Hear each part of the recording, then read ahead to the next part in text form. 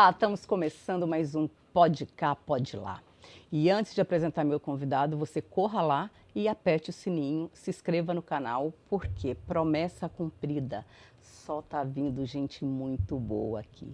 E hoje o nosso convidado, ele é assim, o que tem de melhor. Obrigado. O que tem de melhor na televisão brasileira, na comédia, no teatro. Nós estamos recebendo aqui hoje, com muito prazer, Márcios Mellen. Bem-vindo. Obrigado, prazer é meu estar aqui. Acertei o sobrenome, tá Acertou. certo? Falei Mellen, certo. é. Ai, Essa é abrasileirado, né? É abrasileirado, né? É sírio. Sírio, né? A origem é sírio. Mas você também tem origem aqui em Portugal. Tem. É porque eu sou sírio-libanês por parte de pai e português por parte de mãe, vó, bisavó. Que você foi até ver a casa da sua Conheci bisavó. a casa onde nasceu minha bisavó, em Leomil, lá em Viseu, né? Viseu. Em Moimenta da Beira, que é um distrito de Viseu. Eu vi que você foi lá no fim de semana. Foi muito emocionante conhecer a casa que a minha bisavó nasceu, onde morou minha trisavó, Nossa. Dona Virgínia, casada com Antônio Sapateiro. E foi um resgatão, assim, né? Um resgate da gente mesmo, né? É. Quando a gente vai achar nossa raiz, nossa origem, a gente acaba achando a gente mesmo lá. Ai, que bom. Foi muito lindo estar lá. Eu Foi muito vi incrível. no seu canal lá. Que legal, que bom, que bom. Márcios, vamos começar do início? Vamos. Vamos. Você é jornalista de profissão. Sou jornalista. Formação? Minha primeira formação é jornalismo. E aí você trabalhava numa redação de notícias, de agência de notícia, é isso? Isso. Depois eu tive minha própria agência de notícias, em tempo real, na época pré-internet ainda. A gente dava notícia em tempo real, na época antes da internet, que é para dar notícia no momento que ela acontecia, a gente usava ou linha dedicada, ponta a ponta, ou via FM, né? Caramba. Porque FM tem uma banda de texto também. E Eu aí, não sabia. E aí era para formador de opinião e de mercado financeiro e também para as mesas de operação do mercado. Do mercado financeiro? Era só jornalismo econômico. Ah, tá. Para tomador de decisão. Devia ser uma loucura. Era uma loucura. Era uma gincana e a gente precisava estar ali tanto nas notícias mais variáveis, que é notícia política, que impacta a economia, como as notícias mais de números. Guerra também influenciava. Aí a gente tinha as parcerias com agências internacionais. Era uma época que fazer jornalismo em tempo real era uma guerra mesmo. Era uma gincana porque não tinha internet. Era antes da internet. A internet foi nascer no meio dessa confusão Era toda. pegar o touro com a unha, né? Não tinha nem celular, a gente era tudo via rádio, que a gente falava com os repórteres via rádio, era uma loucura. Gente, que loucura. E como é que você foi parar na TV? Na TV foi depois do teatro. Eu comecei fazendo teatro e aí... E por que você foi pro teatro? Teatro eu fazia como hobby. Quando eu estudava jornalismo, eu tinha 2 amigos, um amigo e uma amiga, que faziam teatro no tablado. Depois eles não seguiram. Ele virou policial da Interpol. Olha só. E ela virou fisioterapeuta, uma grande fisioterapeuta, Renatinha Unger, minha amiga até hoje. E aí fui fazer tablado como hobby, mas já fazia jornalismo na faculdade e já trabalhava. E aí a coisa foi ficando mais séria, mas aí fui fazendo peças profissionais, e aí do teatro já tinha uma estradinha no teatro, quando a gente mostrou os personagens, eu e Leandro Hassum, a gente mostrou os personagens para o Sherman, pro Maurício Sherman, que era diretor do Zorra Total na época, e a partir dali entramos na televisão. Eu entrei já nessa época atuando ao lado do Leandro e escrevendo nossos quadros. Logo depois fui contratado pela redação, a cargo do Cláudio Torres Gonzaga, para escrever também. Mas para o Zorra? Pro Zorra. Depois comecei a escrever outros programas, outros quadros que não os meus e tal, e outros programas também, apresentar projeto, e aí a vida foi caminhando na televisão. E foi entrando um projeto atrás do outro? Foi sendo aprovado, foi aquele momento em que olham para as coisas que você faz e te dão oportunidade. E nessa época eu tive pessoas que me deram chance, assim, o nosso chefe direto dos autores, o Ari Nogueira, depois o Manuel Martins, que era o nosso diretor de entretenimento, gostava das coisas que eu escrevia, foi me dando chance de fazer outros programas, outros projetos, e a coisa foi caminhando por si. Mas quem que te deu o toque, assim, que você era... Quem te falou, você é engraçado? Isso vem lá, isso sempre vem da rua, da escola, quando você começa a imitar os professores, ou contar piada, você é o... eu nasci com essa carinha aqui, né? Que não faz grande diferença. Então eu tive que... Imagina, para. Eu tive que ser o engraçadinho da turma. E aí, ali, notei que tinha um talento para entreter. Mas achei que eu ia ser um desinibido, não um ator, né? Fazia muita palhaçada e tal. E aí, no pilotis da PUC, fazendo jornalismo, esses meus 2 amigos falaram, pô, você é tão engraçado, diverte a gente, por que você não vai lá fazer teatro com a gente? E aí foi quando você foi? Aí fui pro tablado. Aí no tablado me descobri. Falei, pô, cara, isso aqui... Mas eu tratava como hobby.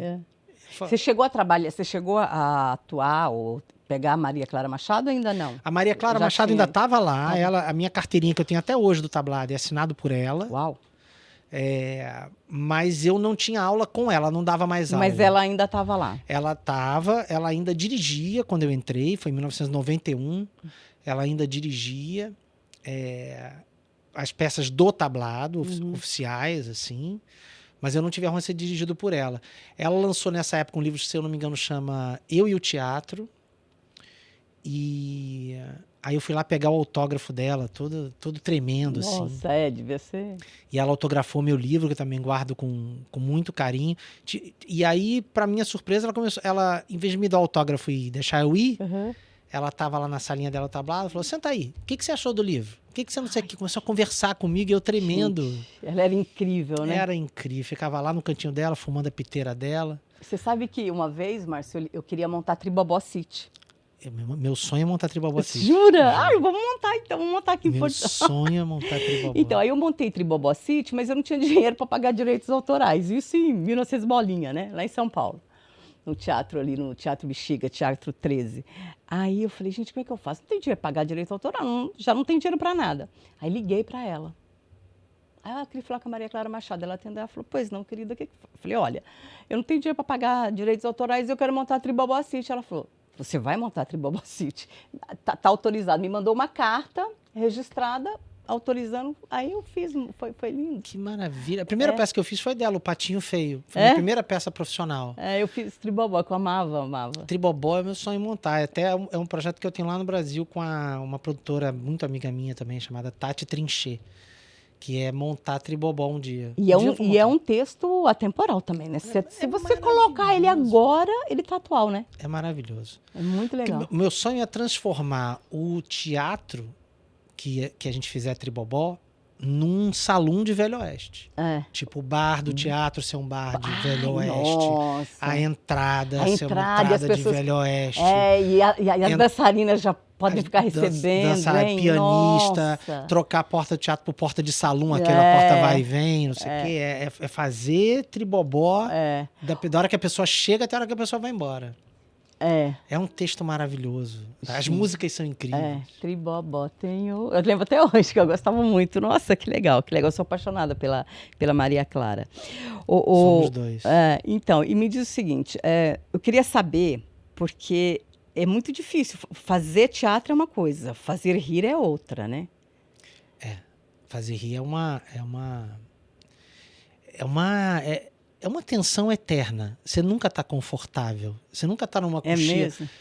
Cara, eu vou te dizer, eu tenho pouca experiência em drama. Ou em cenas absolutamente sérias. A minha experiência maior, esmagadoramente, é fazer humor. Mas eu fiz uma novela em que eu tinha cenas que não eram sempre cômicas. Caminho das Índias. Mas era bem engraçado. Era engraçado, meu personagem era engraçado e tal, mas... É um humor mais leve, assim, novela e tal, não é nada mais... É infinitamente mais fácil. Quando você decora o texto e tal, quando você pega o tom da novela, assim, você vai. Agora, fazer uma cena de humor, você sempre entra numa tensão. E todo mundo acha que é tudo divertido, né, pro humorista, né? Porque é matemático. É divertido. Tem uma hora que fica confortável. Mas é muito matemático. Você não pode perder a concentração nunca. Você sai muito mais esgotado. Quando eu fazia Cara de Pau com o Leandro, que a gente estava em todas as cenas, então a gente tinha 8 horas de estúdio, de 1 às 9, e a gente estava em todas as cenas. era um nível de concentração que eu saía de lá totalmente esgotado. Mas foi um grande sucesso, né? Os Caras de Pau. Durou anos e reprisa toda hora. Toda e ainda faz sucesso lá no Globoplay, então... E você e o Hassum, vocês ainda são amigos? Somos. A gente se fala sempre. Ele mora em Miami, né? Ele agora é Miami. Ele morou em Orlando muito tempo e agora ele mora em Miami. Que coisa, né? Tem tanta gente boa indo embora do Brasil, né?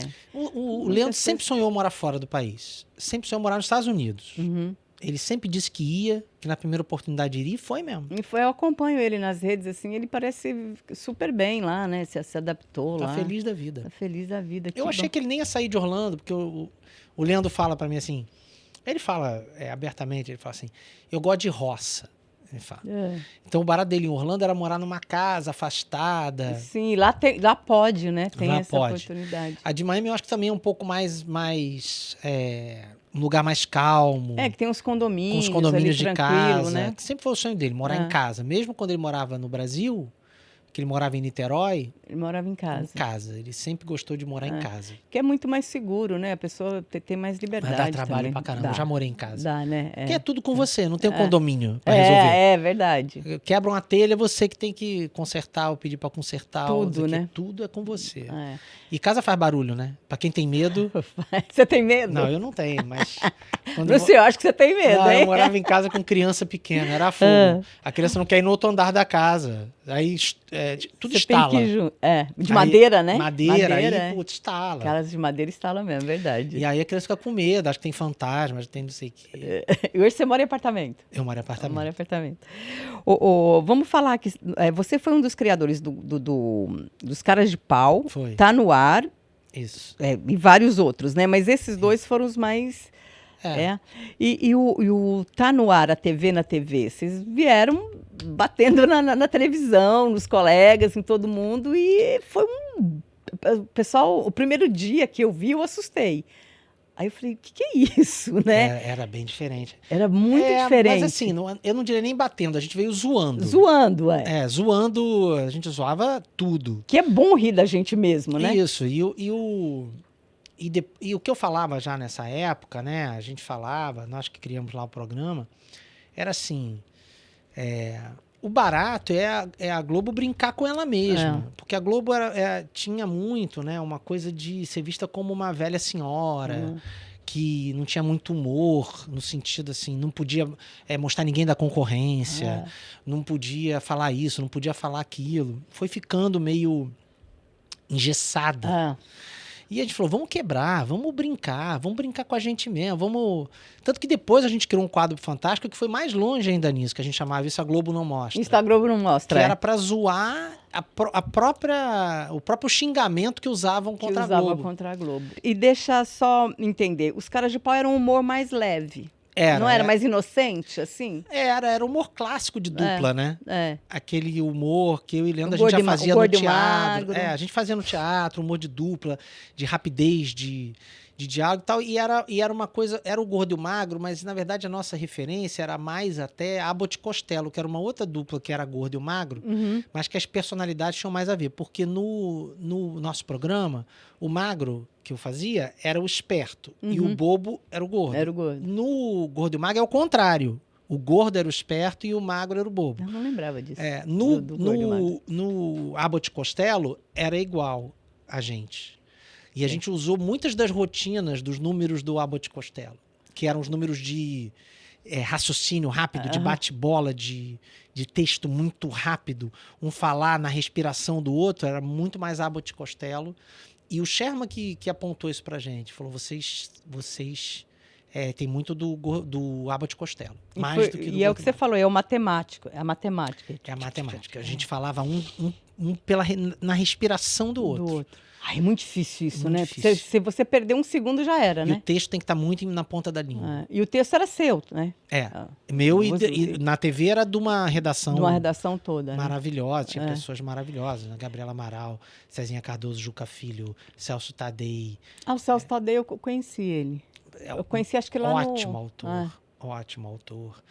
Era uma turma maravilhosa que fazia o programa. E o Zorra foi uma releitura do Zorra Total? Foi uma continuação? O que foi Na verdade, o Zorra era uma manutenção de uma coisa que está muito na história do humor brasileiro, que é o programa de sketches, o programa de cenas, só que a gente resolveu fazer cenas mais curtas. A nossa ideia era reter o público acostumado a programa de cenas, quer dizer, a gente não perder esse público, mas a gente ganhar um outro público mais jovem também na questão da temática e da velocidade, para que a gente tivesse cenas que também viralizassem na internet e tal. Sim, porque é o caminho, né? Não adianta. E no Zorra Antigo você tinha cenas de 5, 7, 8, 10 minutos, que era comum na época. Só que a gente queria um programa que tivesse cenas de 2 minutos, de 15 segundos, de 30 segundos, de 1 minuto. E a gente que tratassem do cotidiano, da vida das pessoas. E, na verdade, isso daria super certo para a internet, né? E deu. A gente conseguiu reter o público antigo, somar um público novo, aumentar a audiência. E muitas das cenas do Zorra circulam aí até hoje. É fácil escrever para você, Márcio? Escrever ou é fácil ou é impossível, né? Não tem alguém que disse isso. Que, na verdade, é o seguinte... quanto você mais escreve, mais escreve. Escrever é sempre difícil, né? É assim, quando você tem um nível de exigência forte, você nunca está satisfeito com o que você faz. Sempre acha que podia ser melhor. Mas tem uma hora que você se livra do texto, você não termina o texto, né? Você se livra dele. É porque se você for olhar de novo, você vai mudar, né? Eu vou mudar. Então, escrever em televisão é bom porque você tem prazo. E geralmente muito apertado. Então não tem essa. Você escreve e manda, escreve e manda. E quanto mais você escreve, mais você escreve. Você acaba se acostumando, entrando num ritmo, é uma espécie de transe. Assim. Você escreve horas e horas e horas por dia. E quando você está escrevendo, você sabe se aquela piada vai dar certo? Como é que você testa ela? Quem é o primeiro público? Porque primeiro público quando você está escrevendo. Não, quando você está escrevendo. Como é que você mede isso?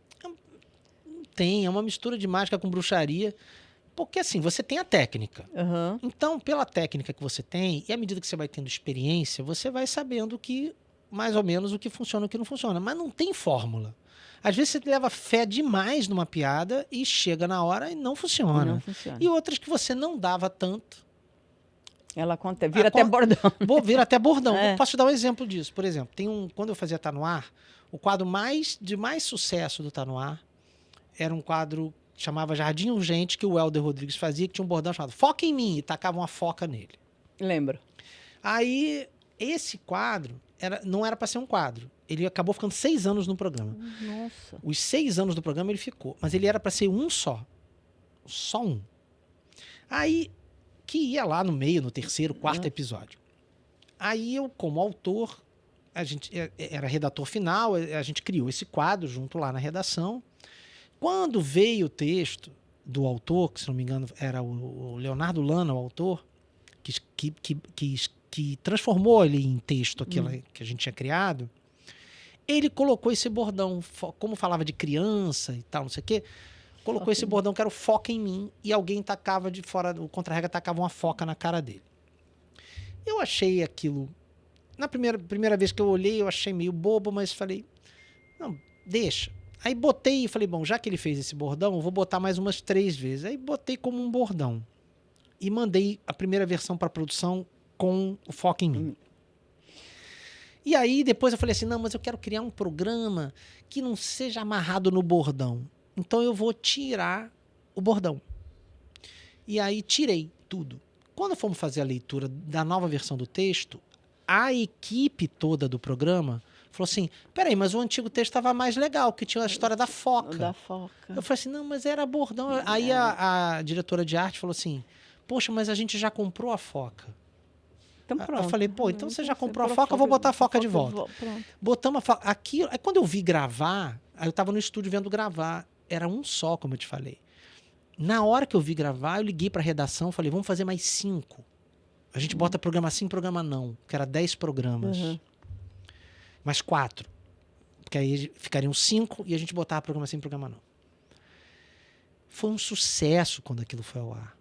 E a gente teve que deixar aquilo, que era para ser 1, virou 5 e depois ficou 6 anos. E um monte de gente fala, né? Foca em mim. Foca em Mim. Com o bordão. E ficou com o bordão que eu tinha tirado, Mas então, respondendo a tua pergunta, como é que você vê que vai dar certo? Às vezes você tem toda a experiência e você erra. E a equipe mesmo te diz. Eu acho que o segredo é você estar aberto para ouvir. Quem é que é a tua plateia? Você faz a leitura com a equipe, depois você faz a leitura com o elenco. Você vai vendo ali. Você Se tem que funciona ou não, você né? tem que ter a humildade de aceitar o que você está vendo que às vezes não é fácil para quem está escrevendo, né? Porque às vezes você gosta, né, do que você escreveu. Mas escrever é desapego. É desapego. Porque, primeiro, que o barato de escrever é cortar. É você escrever a mais para você cortar e ficar só o filé. Não, e você falou uma coisa interessante. O texto você não termina, você se livra dele. Você se livra dele. E aí, quando você escreve muito, você tem um trabalho ótimo, que é cortar. Cortar. Tanto que eu falo para as pessoas assim, quantas páginas eu mando? Se eu estou pensando que o texto vai ter 2, eu falo para as pessoas assim, manda 3. Pronto. Porque aí eu pego aquilo 3 e enxugo. Dá uma enxugada. E deixo 2 páginas do filé. Porque às vezes a pessoa manda 2 páginas, que é o que eu preciso. Mas, isso aqui não está tão legal. Me dá mais trabalho ter que pensar mais texto do que cortar. Ou então tirar coisa boa, só para encaixar também, né? Mas quando eu tiro coisa muito boa, que eu sei que é boa, mas que não serve ali, porque às vezes tem isso, a coisa é boa, mas não é adequada para aquilo ali. Não cabe ali. E isso eu aprendi com o Chaplin. Chaplin usava, às vezes, cenas que ele tirava de filmes, ele usava em outros filmes 30, 40 anos depois. Ai, que louco.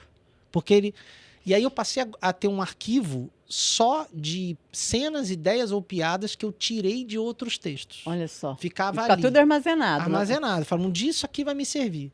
E às vezes eu ia lá olhar. Falava assim, deixa eu ver aqui se tem alguma coisa no lixo aqui. Deixa eu dar uma catar aqui no arquivo morto, ver se eu acho alguma coisa que eu não usei.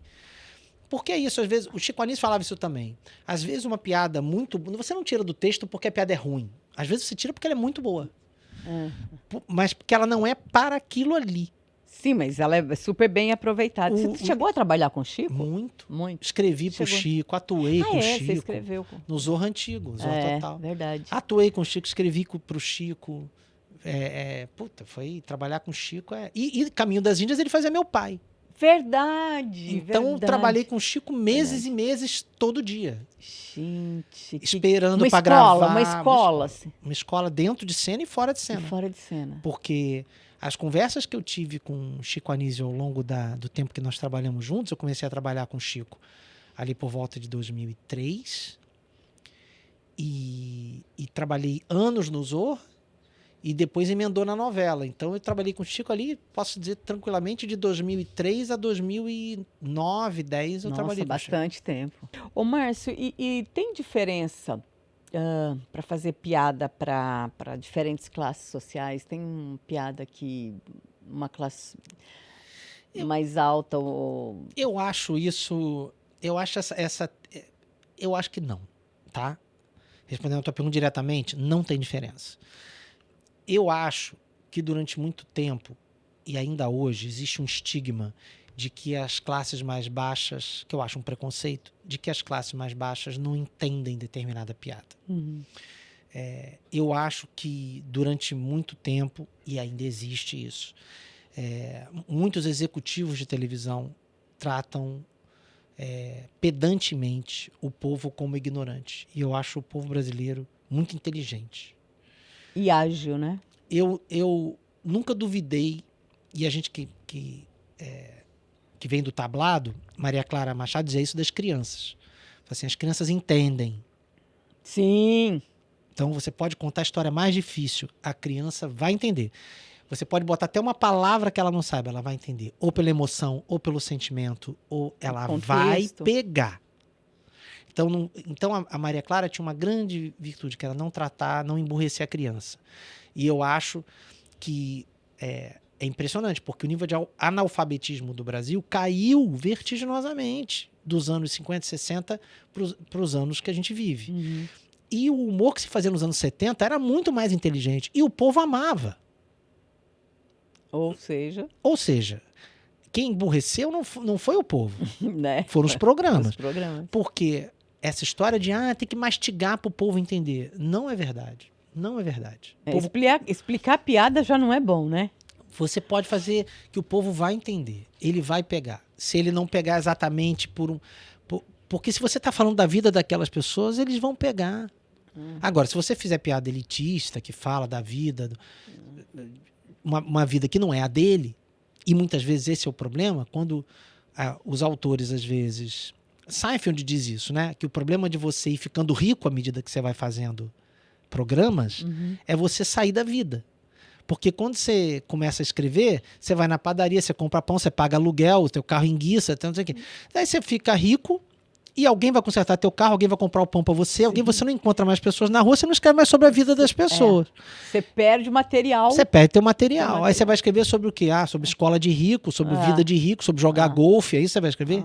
Aí sim, você vai perder a mão do que é escrever pro povo. Tem como treinar uma pessoa para ela ser engraçada? Pra ela ser engraçada, não. Porque, assim, ser engraçado... É porque, assim, tem o ator e tem o desinibido, né?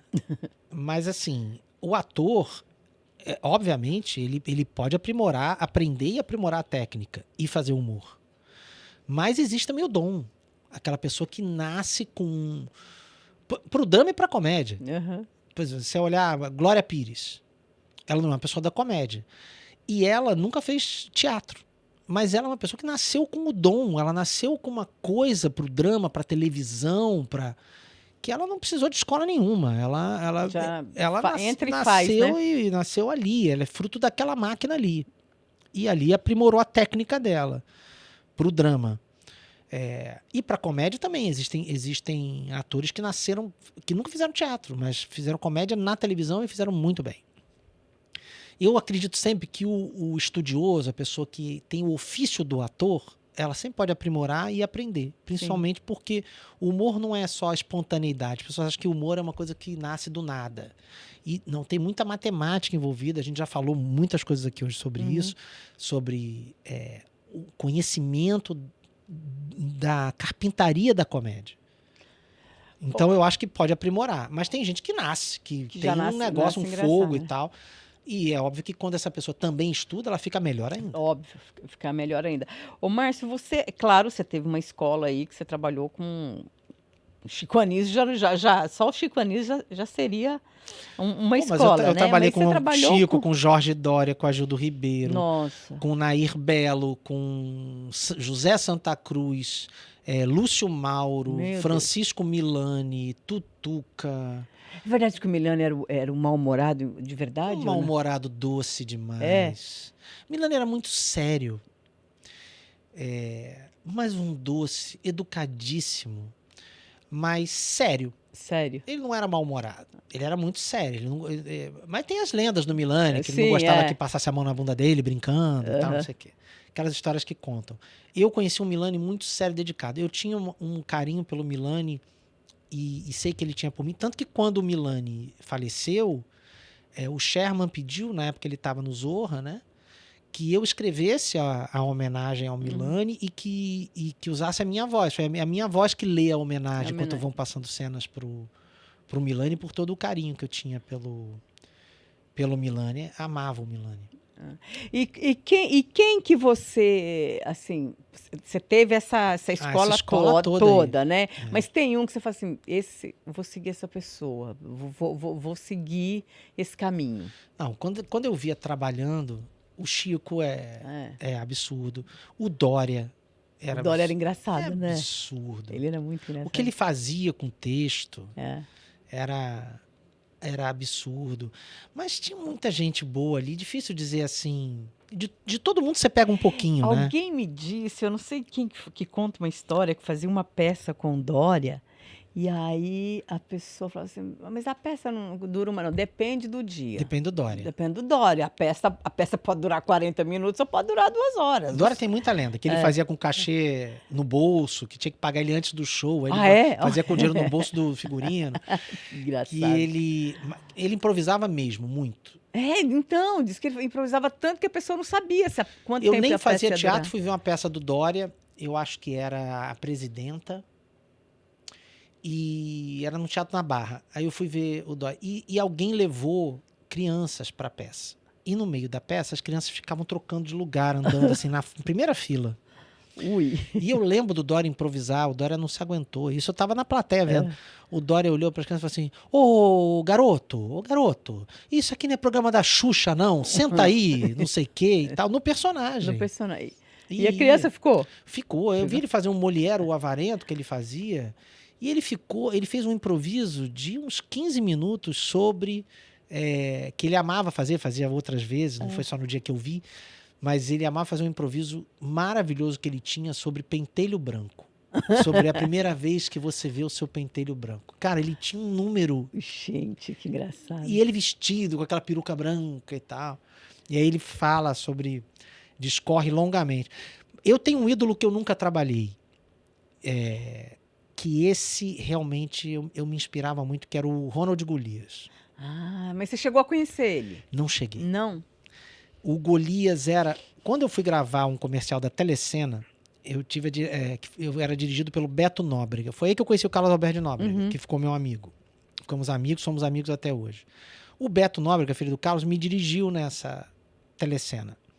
Aí eu falei pro Beto, pô, cara, teu pai trabalha... Adoro teu pai, tá lá, e ele trabalha com o meu ídolo, que é o Golias. Aí o Beto ligou pro pai dele, me botou na linha e conversamos, eu e Carlos Alberto, e eu falei pro Carlos Alberto dessa minha paixão pelo Golias.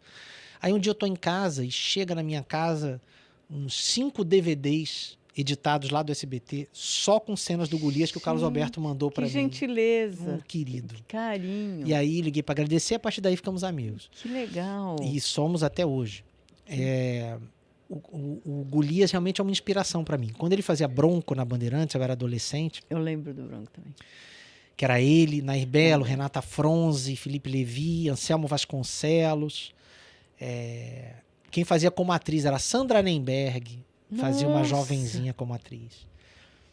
Cara, eu via e eu gravava todos os episódios. Eu gravava em videocassete, né? Nos anos 80 isso. E eu voltava pra ver como ele preparou a piada. Como é que ele construiu aquela gargalhada. Então você já tinha também isso, né? Porque eu você achava... nem sabia, né? Eu achava que eu ia ser... lembra, a gente conversou no começo. Minha primeira formação é jornalismo. Eu achava que eu ia ser jornalista cultural, que eu ia escrever sobre isso. Sobre teatro, sobre cinema. E o Bronco, o Golias, era um cara que eu gravava e voltava às cenas para ver como é que ele preparou aquilo, como é que ele chegou naquilo. Já tinha te chamado a atenção, e depois eu passei a fazer isso com outros comediantes, eu revia os programas e eu voltava para ver como é que ele construiu. Porque o segredo de toda piada não é o punch, é a preparação, é o silêncio que você consegue estabelecer antes do tiro. Sim. Porque o tiro precisa do silêncio para ele fazer barulho. Verdade. Então, assim, aquela construção é que sempre me interessou.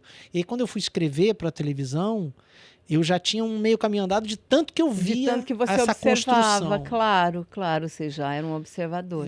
Eu fui formado na escola de... Eu era na escola de televisão mesmo, de assistir muito. Eu assistia muito humor, tudo. Tudo que... Muitas vezes. Os filmes do Chaplin eu vi cada um pelo menos 20 vezes. Ô, Márcio, você acha que tem muita diferença? Assim, é lógico que tem, mas assim, você consegue ver claramente a diferença do humor brasileiro e do português? Não, dá para ver que tem diferenças, né?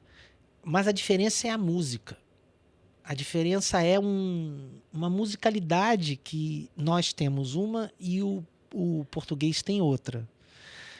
E o humor português, ele é primo do humor inglês, numa certa seriedade com que a coisa é feita. É verdade. É feito muito a sério. Você pensa que a pessoa está falando sério, inclusive, Seríssimo. Né? Então, falar as coisas mais... Ricardo Araújo Pereira, que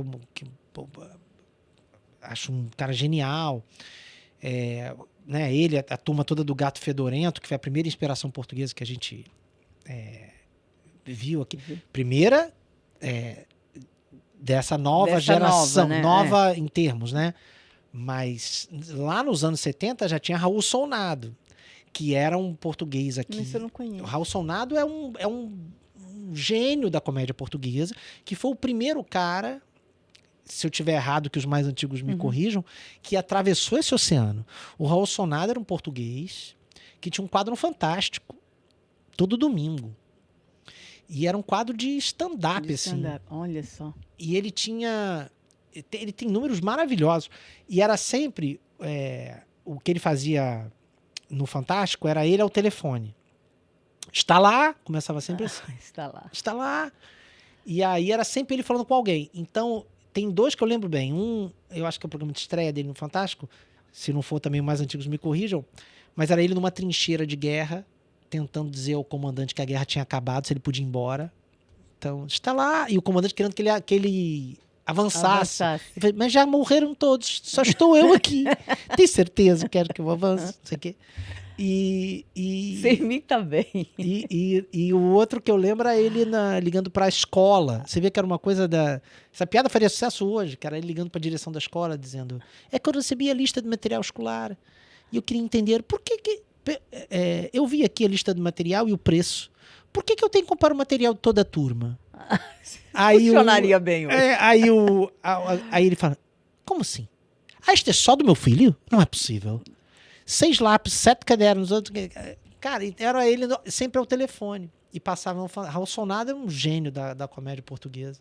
Nossa, eu não conheço. Gênio. Vou Procure saber. Márcio, você está fazendo alguma coisa aqui? Vai fazer trabalho? Vai fazer... Olha, adoraria fazer... Pode falar dos planos? Como ainda tem. Mas como né? ainda estamos na fase das conversas, não dá para dizer. Não dá para dizer, né? Mas a minha vida hoje é meio aqui, meio Brasil, né? E você, como você teve família aqui, tem família aqui, você conhece bem também, né?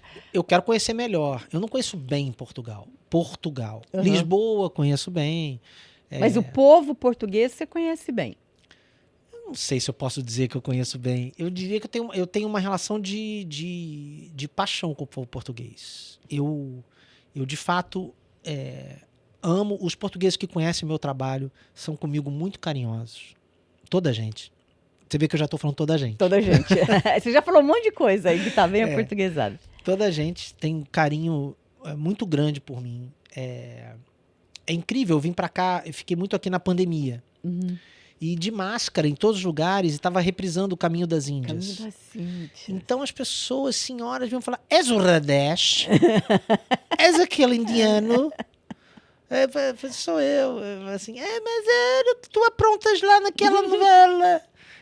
Cara, então assim, os portugueses têm muito carinho comigo, assim como os brasileiros que cá vivem também têm muito carinho comigo. Sim, porque seu trabalho é muito bom, né? Eu me sinto muito... Aqui, por muitas razões emocionais, já é para mim da sua família, colo de mãe, assim, né? Porque foi daqui que eu vim. Eu passei a entender melhor o Brasil quando comecei a vir para Portugal. Porque aí você entende também, como é que nós fomos formados e como é que... Né, de onde viemos, né? Viemos daqui, né? Na coisa boa e na coisa ruim em também. Tudo. Você entende o Brasil como um todo, nas suas mazelas, nas suas falhas e nas suas alegrias e no seu povo. Então você entende vindo a Portugal, porque aí você realmente tem contato com de onde viemos. Mas, então, por essas razões emocionais, já amo. Fora isso, eu sou muito bem tratado aqui, muito acarinhado, muito... Eles gostam muito da arte do Brasil, né? Uma educação comigo, uma educação em geral, assim. Mesmo os que não me conhecem, eu sinto... Portugal me soa hoje... Eu acho que o Brasil ficou muito bélico, por muitas razões. Uhum. E não quero falar mal do Brasil, eu amo o Brasil. Então, Não, a gente não é falar mal, mas a gente fica triste, né, com o que acontece. Assim, amo o Brasil, amo o Rio de Janeiro, onde eu vivo. Onde moro até hoje, mas assim, o país ficou muito bélico, polarizado e uma importância excessiva do que é dito, comentado e vivido em rede social. É uma coisa que, graças a Deus, não alcançou Portugal ainda. Né? Você está aqui há mais tempo, me diga se eu estiver errado. Não, graças a Deus. Mas aqui eu sinto que se respira um ar mais leve. Mais leve, As pessoas vivem mais sua vida. E é o que você disse, se dão menos importância também. As coisas não têm essa... Tem importância as coisas que têm importância. Eu acho que tem uma medida... E às vezes... não se alimentam o ódio aqui. Eu vejo, às vezes, debates acalorados que terminam muito respeitosamente. As pessoas não precisam se xingar. Não, e muitas vezes eles terminam o debate e vão tomar um copo. E vão tomar também. um copo, exatamente. Né? E assim e eu vejo isso nos bares também. O que eu sinto é que no Brasil, de um tempo para cá, se respira um ar muito pesado. Isso tem muito a ver com a polarização política dos últimos anos e tal, mas também uma importância superestimada de rede social e do que é dito ali, ou das pessoas se darem muita importância. E sei lá, eu vir para Portugal me trouxe uma raiz assim, de onde eu vim. Eu sou de Nilópolis, na Baixada Fluminense. Eu venho de uma cidade menor, né? E Portugal... Onde tem mais calor humano, né? Portugal me dá esse sentimento mais de tribo, assim, de calor humano, das pessoas se conhecerem. Então eu gosto de ir no mesmo bar, na mesma padaria, eu curto esse dia a dia que eu encontro aqui em Lisboa quando estou aqui.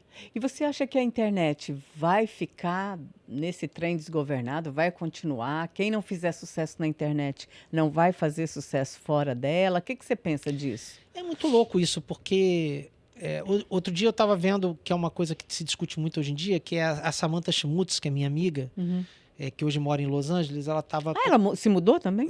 Mais uma que então, gente, mora em Los Angeles.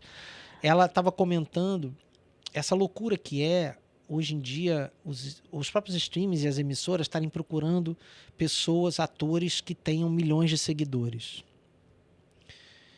Que virou uma coisa louca, né? Que você precisa fazer sucesso na internet para você... você sai na frente na disputa de um papel, de uma coisa. Ele já olha o número de seguidores antes até de ver seu teste. Porque você parte do princípio que vai ajudar na divulgação daquele trabalho, que aquilo vai chegar a mais pessoas. E aí a Samantha falou uma frase muito boa, que ela falou assim, na rede dela, eu tava vendo. Ela falou assim, então hoje em dia a pessoa tem que ficar famosa primeiro para depois trabalhar? Não era o contrário? Né? Você trabalha e depois fica famoso? Pois. Então, que é uma instituição também que existe de uns tempos para cá, que é a instituição famoso. As pessoas querem ser famosas, mas que é muito falso também, né? Porque tem muitos seguidores comprados, né? E a gente sabe disso. Tem, mas mesmo que não sejam comprados, é uma loucura que, assim... eu sou... existe hoje já uma juventude caminhando no sentido oposto. Tem jovens que nem têm rede social. Eu acho que a gente vai chegar nesse lugar um dia, assim, vai dar a volta de tão louco que tá. Mas eu sou do ofício, né? Eu gosto do ofício, de atuar. Eu realmente, para mim, atuar para milhões, ou para 10, ou para 20, ou para 50, não tem muita diferença. Tanto faz, né? Eu gosto de atuar. Então, ou de escrever. Ou escrever para 10, para 20, para 50 também. Eu gosto de exercer o meu ofício. Então, essa busca incessante pela fama, isso é muito nocivo. E isso no Brasil tá demais. Eu não sei dizer como estão nos outros lugares. O que eu sei dizer é que na minha terra, não sei como tá aqui. Não me parece que é igual. Mas eu posso dizer que no Brasil a coisa tomou um outro rumo, que assim, o barato é ser famoso. E aí não precisa você ter um trabalho, você precisa ter milhões de seguidores, botar qualquer coisa ou querer fazer qualquer coisa. Qualquer coisa para ser conhecido, para estar na TV. Eu cansei de recusar e de ver pessoas muito boas, como o Chico, recusarem trabalhos que dariam uma visibilidade, uma coisa, essa história da visibilidade, porque ele não estava afim de fazer. Você está falando isso, dessa coisa de ficar famoso, de todo mundo falar na internet. Eu vi o Miguel Falabella outro dia, ele disse, que história é essa? Foi em algum lugar, não lembro onde. Todo mundo agora quer dar a sua opinião, e eu lá quero saber da opinião de todo mundo. Não é todo mundo que pode dar opinião também, né? Eu tenho um grande amigo no meio, que eu não vou dar o nome justamente porque ele não gosta de ficar aparecendo e tal, que ele diz isso, mas as pessoas têm que ter opinião sobre tudo. Né? Porque assim, se você for dar um Google no meu nome, você não vai achar ao longo da minha carreira inteira eu dando opinião sobre as coisas. Porque assim, o que eu tinha para falar, que eu queria falar, na hora que eu queria falar, eu falei pelo meu trabalho. Sim. E eu, pessoa física, sou mais um, como qualquer outro, com meus erros e acertos, minhas visões certas ou erradas de qualquer coisa. E essa história de que a nossa opinião, que nós somos formadores de opinião, as pessoas estão levando isso longe demais. Né? Porque as pessoas dão opinião sobre qualquer coisa. E coisa que não tem a menor noção, não conhece a história, não sabe de onde... Não, Jogou ali, pronto. E detalhe, a opinião tem que ser taxativa, ela tem que ser determinada. Lacradora. E tem que ser assim, ela tem que ter certeza, não pode ter... E outra, muitas vezes a opinião, ela é contaminada por que lado é legal eu estar agora? Exatamente. Onde é que é bom? O que é bom eu falar? Isso aqui vai pegar bem eu falar agora, isso aqui é não bom vai. Eu falar? No Tá No Ar, a gente fez uma crítica sobre isso. Fez algumas, mas uma que eu lembro bem era uma... sabe essas campanhas que todo artista faz? Que é botar uma camiseta de alguma coisa, fazer uma cara séria e falar uma coisa. Aí a gente fez uma no Tá No Ar, que eram os atores assim com uma camiseta branca, dizendo chega, basta. Aí o outro falava assim, eu não posso mais aguentar isso. Eu falava assim, precisamos mudar. Isso aqui, umas frases soltas que não diziam nada. Aí no final vinha um letreiro que era assim, campanha feita por artistas que estão a fim de falar sobre qualquer coisa, seja qual for o assunto, porque o empresário disse que pode ser legal para a carreira dele. Pronto, genial. E era isso. E ninguém pegou o recado, né? Não, pegaram. Pegaram, né? Mas tá lá, mas a gente deu. E é isso, às vezes só assim, eu não aguento mais ver artista com cara séria falando, chega. E aqui em se eles falarem isso em Portugal, chega e vão achar que já tá pro chega aqui é outra coisa. Chega aqui é outra coisa, gente, pelo amor de Deus. Porque assim, tem artistas que realmente são engajados em determinadas causas e eu respeito eles. Não tô dizendo, mas são poucos. Mas assim, entendem e tal, e são realmente engajados. Exatamente, são engajados. E tem os caroneiros. Só que assim, os caroneiros são muitos. Tem muito pegador de carona em tudo. Gente, eu convivi com gente que detestava uma coisa e passou a fazer campanha. Sim, porque virou moda. Porque é legal. Porque virou moda. Pra imagem. Pô, onde é que é legal eu estar? Aí faz. Isso é uma carência, eu acho. Você não acha? Faz parte desse processo que a gente falou, da pessoa querer ser famosa, engajar, ser vista, né? E tal. Pertencer. Uma carência muito grande, ser né? famoso. Assim, cara, as pessoas não estão nem aí para nossa opinião. É verdade. Na real. As pessoas não estão dando opinião porque acham que podem melhorar o mundo. Estão dando opinião para melhorar a própria vida. Exatamente. É como esses trilhões de coaches tem aí, né? Todo mundo agora vende tudo e sabe como melhorar a sua vida. E o cara te ensina a ganhar não sei quanto e ele não ganha aquilo. Então, por que ele não para de te ensinar e vai ganhar? Tem isso, né? Outro dia, né? Aliás, tem um meme circulando que é isso. Alguém pergunta para um senhor, qual o segredo do sucesso? Aí o senhor fala assim, não, eu não digo para ninguém porque eu guardo para mim para eu ter sucesso. Aí eu pergunto assim, mas o senhor já teve fracasso? Eu falo, muito, mas como eu também não conto, então também ninguém... Quem sabe também. Sabe. Pronto, né? Mas hoje em dia tem coach para tudo. Outro dia eu ouvi um negócio de fracasso, alguém falou, meu fracasso... gente, todo mundo tem fracasso. Se todo mundo só tivesse sucesso... Todo mundo tem derrota. A questão é assim, o tamanho do valor que você dá para as coisas que realmente importam. Né? Porque eu posso dizer isso de carteirinha. O sucesso, ele inebria mesmo. Você se acha mais querido do que você é, mais legal que você mais importante melhor do que você é, mais importante do que você é. Tem gente que, inclusive... acha que tem mais dinheiro do que tem, também gasta tudo, porque precisa manter um certo padrão que não tem, né? Cara, a minha primeira ex-mulher, ela era designer e fez muito trabalho para a revista Caras. E ela dizia que tinham atores que alugavam casas muito maiores que a deles, levavam os porta-retratos, os livros e tal, botavam lá para fingir que estavam aquela casa nem era deles. Eu fiz capa. Como eu tive uma revista, eu posso falar, eu tive capas, né? Isso a dona Rede Globo não conta, de artistas da Globo que faziam isso em hotéis. Para dizer que morava ali, que tal, que tinha aquela piscina e nada. Era uma casa emprestada de alguém por um dia para parecer que a pessoa botava até porta-retrato da família. E é engraçado isso, mas isso é só para os novos, viu? Porque, por exemplo, quando eu ligava para o Raul Cortez, ele atendia o telefone. Quando eu quis fazer, ele que atendia o telefone da casa dele, assim, não sei o quê. Paulo Altran. Quem abriu a porta para mim, quando eu fui fazer capa, Paulo Altran. O Tony Ramos não tem empresário até hoje. Pois Tony Ramos Ramos que pode é ele isso. mesmo. Laura Cardoso, né, acho que uma das últimas que eu fiz, abriu a porta, serviu o cafezinho, tá, não sei o quê. E aí... Hoje em dia é um monte de assessor. Assessores. Assessor tem essa coisa agora do assessor de imagem.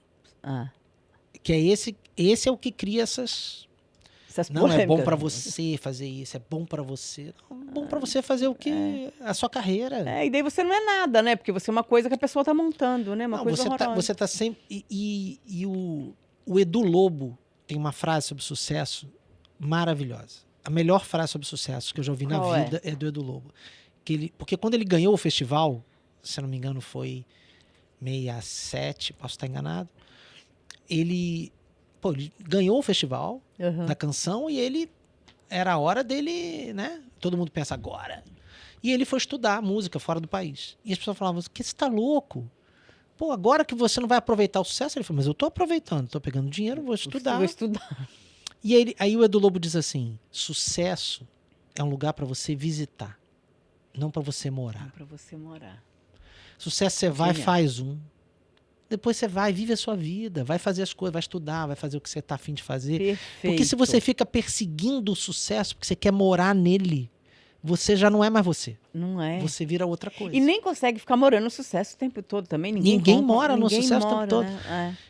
Então você leva uma vida eternamente frustrada, porque você fez um sucesso e fica assim... E agora? Né? Dá falta de ar até, né? Porque não, faz o que você tá afim. Aí se não der certo, o público não gostou desse, tudo bem, depois você vai fazer outro. E vai ser bom. Entendeu? E aí depois você faz outro e vai ser ruim. Mas o barato é que você tá vivendo dentro do teu sonho, do que você tá afim de fazer. Ô Márcio, essa história de você estar morando aqui em Portugal, enfim, ficando aqui... eu não tô morando. Eu venho a gente começa a ver a coisa com certo distanciamento no nosso país. Isso também é uma coisa boa pra gente, né, se encontrar. Aqui, no caso, você tem raízes aqui. Sim. Né? Mas quando não tem também, eu acho que eu já estive morando, eu já morei em lugar que também não tinha raiz, que também dava uma... A gente olhava, nossa, né? Você vê que o mundo é muito grande, né? Muito grande, que você não é nada. Você não é nada. Você não é nada. É ótimo. Eu sempre gostei de viajar por isso. Primeiro, para ter de volta o meu anonimato, né? Então, assim, poder entrar numa padaria sei lá, na Holanda, que ninguém sabe quem eu sou, e poder eu ficar observando. Mas aqui você não pode. Não, aqui dá. Eu não sou conhecido aqui como sou no Brasil, nem de longe. Então, assim, dá. Óbvio, sempre tem um ou outro que reconhece, né? Se tem brasileiro, então, envolvido ali... Pronto. Mas o barato não é só ter um anonimato, é você entender assim, o mundo é muito maior. A gente, quando tá dentro da coisa lá, a gente acha que aquilo é o mundo. E o mundo é tão grande. Tão grande, né? Tão grande. Mas teve algum astronauta que falou isso. Quando olhou a Terra lá de longe, ele falou assim, agora eu entendi que a gente não é nada. A gente é uma poeirinha. Nada. No universo. Nada. Vai morar fora que você vai ver que você não é nada. Nem no espaço, porque o mundo é grande, nem no tempo, porque a gente tem uma vida limitada ali. A vida é muito curta, né? Uma frase batida. Mas que é verdade. Mas né? é verdade. Eu estava folheando uma vez uma revista, e minhas filhas estavam pequenininhas. E do meu lado. E eu tava mostrando para as minhas filhas assim, era uma reunião da década de 20 no Rio de Janeiro, uma reunião de intelectuais da época. Então na mesma foto tinha Oswaldo Cruz, Oswald de Andrade, que estava lá no Rio, E cara, era uma reunião assim, que você falava assim, nossa, só tinha fera. E você queria estar naquela conversa, né? O que se discutiu naquele almoço? E aí minha filha estava pequenininha, eu folheando aquela revista com essa foto, e eu falei para ela, e eu queria dizer para ela, sabe o que tem em comum nessa foto aqui, dessas pessoas? Eu falei para ela, eu queria dizer para ela, todos são geniais nessa foto. Aí a minha filha respondeu, todos morreram, né, pai? E é verdade. E é verdade, né? Aí você fala assim, caramba, cara, todos geniais, todos já morreram. E você já pensou isso também, de querer, por exemplo, queria ser amigo de alguém, queria estar nesse bate-papo? Você já passou isso também na sua cabeça? Chaplin. Né? Chaplin é meu grande ídolo. Eu fico assim, cara, toda vez que me perguntam assim, quem você queria encontrar, se você pudesse escolher uma pessoa para almoçar, para voltar no tempo, para onde você queria ir? Eu falei, eu queria encontrar o Chaplin vendo ele fazer um filme, bater um papo com ele, conversar uma tarde, tomar um chá com ele. Ele viveu os últimos 25 anos de vida ali em Vevey, na Suíça, em Manois-les-Bains, que é uma área assim, bem na montanha, assim, que tem uma mansão que ele viveu ali naquela casa os 25 últimos anos de vida. E que virou, de uns anos para cá, um museu. E você que está aqui na Europa, que está pertinho, assim, vale a pena. Você foi? Eu fui várias vezes. Mas é o museu dele, tem tudo. Só que o barato do museu, assim, tem 3 áreas, o museu. Uma é a área do museu mesmo, que é mais num canto assim, da propriedade, que são as coisas da vida dele, as áreas com os vídeos de cada... Só que a casa onde ele viveu também é um museu. E você vai pelos cômodos, e todos os cômodos estão passando filmes dele. Só que você vai pelos cômodos, vendo onde ele vivia, como ele vivia, e a diferença desse museu para outros museus é que lá você pode tocar nas coisas mesmo. Ali você teve essa oportunidade. Você pode sentar na cama dele, no sofá dele, você vai... E os jardins da casa dele, você pode passar o dia lá. Tem um restaurante lá dentro. Então, quando eu ia, eu faço análise algumas vezes por semana. E cansei de fazer análise nos jardins do Chaplin, assim. Ficava ali... Online? Online. Olha. Ficava num canto. Ai, que chique isso. E escondido no jardim tem musiquinhas dos filmes dele, assim, caixas de som que ficam tocando. É uma tarde agradabilíssima, um dia. Eu, quando vou em Manois-les-Bains, eu passo o dia na casa dele. É o lado francês. É o lado francês da Suíça. É ali na Riviera Suíça, em Vevey. Tá. Perto de Genebra, de Montreux. É aquela área ali, perto do Lago Le Mans. E é genial. Mas essa é uma pessoa que, se eu pudesse voltar no tempo, eu falo, cara, eu queria... Porque esse é gênio, esse é o maior de todos. E você tem meninas, né? Como é que é ter gêmeos? Ter gêmeas é uma... Ter filhos gêmeos é uma aventura, cara. É tudo em dobro, né? O trabalho é em dobro, o amor é em dobro, não sei o quê, mas você tem... Mas elas são diferentes. Muito diferentes. Fisicamente, emocionalmente, fisicamente psicologicamente. Também? Uma é mais alta, outra é mais baixa. É muito louco, Caramba, né? Uma é mais alta, outra é mais baixa. Uma tem olho claro, outra tem olho escuro. Uma é mais morena que a outra. Os cabelos estão de cor diferente. É tudo diferente. Meu pai e minha mamãe, tudo diferente. Muito louco, né? É muito louco. Mas gêmeas. Mas o barato o que você fica perseguindo quando você tem filhas gêmeas é trabalhar... Em dor. Não, a individualidade de cada uma. Tô brincando. Então a gente teve muita consulta com psicólogos e tal, não sei o quê, para entender como criar gêmeas. Porque a dificuldade de você nascer gêmeo de alguém é que você nunca tá sozinho. Você não tá sozinho no útero. Você nasce, o seu aniversário é sempre dividido com aquela pessoa. Muitas vezes, né, famílias que não podem ter uma casa maior dividem o mesmo quarto. As roupas, divide a escola. Então, coisa que a gente aprendeu para criar gêmeos, né? Não vestir igual, para que cada um tivesse as suas roupas e tal, e ao mesmo tempo, com isso, você tem o dobro de roupas, porque quando você veste igual, você compra o dobro da roupa igual. Você tem um desperdício. Quando a outra quiser vestir aquela roupa, pega emprestado, pô. Entendeu? Verdade. Você compra, em vez de comprar 2 iguais, compra 2 diferentes, pô. E... aniversário tem 2 bolos. Até hoje, muitas vezes, a festa tem 2 decorações. Porque elas não entram em acordo.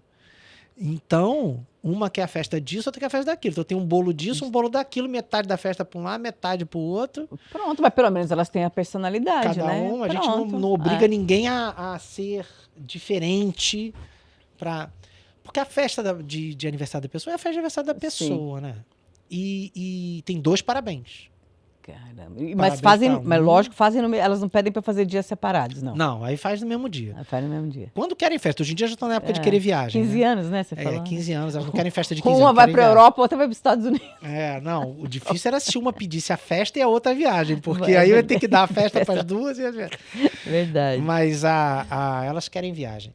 Mas o difícil é isso, você trabalhar a individualidade. Tanto que desde o maternal, e foi difícil, porque elas choravam de ficar separadas, a gente botou na escola em turmas separadas. Elas choravam de ficar separadas? Choravam de ficar separadas. Tadinho, porque estavam fofas. Até irem para a escola...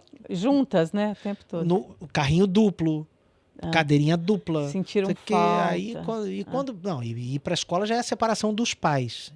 E no caso delas foi dos pais e da irmã. Caramba. Que é uma para uma turma e outra para outra. Mas hoje elas estão bem. Se hoje viram, cada um com a sua turminha. Cada uma tem sua turma, suas amigas, são super unidas. Se protegem, se defendem, mas cada uma tem seu grupinho. Isso é legal, importante. Estou muito feliz com a sua presença, de verdade. Foi um prazer enorme te receber aqui. Obrigado. Muito obrigado a vocês, todos. Você deu uma aula de comédia aqui pra gente. Imagina, deu sim, imagina. A gente está super feliz, né, pessoal? A gente está super feliz. Eu nunca dei aula, sabia? Porque eu sempre acho que eu estou enganando, assim. Porque eu tenho um conhecimento do meu ofício, mas é um conhecimento... Ele é pouco teórico. É muito mais da experiência, das coisas que eu vivi e li. Mas você passa muito bem o que você aprendeu, assim, eu acho. Eu adoro bater papo. Eu topava muito ir em escola de teatro conversar. Trocar ideia, principalmente com o jovem, eu amo. Porque o jovem tem uma ansiedade desgraçada. Uma urgência, né? Uma urgência, uma coisa, e eu falo para ele, olha, uma vez eu cheguei na minha analista e falei, como é que pode eu estar triste? Eu fiz tanta coisa, fiz tanto sucesso, fiz tanto programa bom, fiz tanta coisa que deu certo. Como é que pode eu não estar feliz? E a minha analista falou para mim assim, mas você tem que lembrar que cada sonho que se realiza é menos um sonho. E aí... Eu sempre falo isso quando eu converso com um jovem estudante de teatro. Eu falo assim, olha, aproveita essa fase aí que você está ansiosa, transforma essa angústia em vibração positiva de fazer, em energia criativa, porque o barato é essa época da vida em que os sonhos estão todos para frente. Sim. A tua vida está toda na frente. Eu já estou numa época da vida que muita coisa está para trás. Eu já fiz, já sei como já não me dá aquela vontade de fazer. E você está com os sonhos todos à frente. É a melhor época da vida. Verdade, verdade. Márcio, brigadão, querido. Obrigado você. Amei sua presença, amei esse bate-papo. Obrigada, viu? Obrigado eu. Valeu, gente. Brigadão. Hoje no Pode Cá, Pode Lá, nós tivemos um convidado mais que especial, o Márcio Zmeni, que foi uma delícia de papo. Eu tenho certeza que vocês amaram, assim como eu. Então, não se esqueçam de se inscrever no canal, não se esqueçam de assinar o sininho, tá bem? É isso aí. Brigadão, Henrique. Obrigado por essa ponte maravilhosa.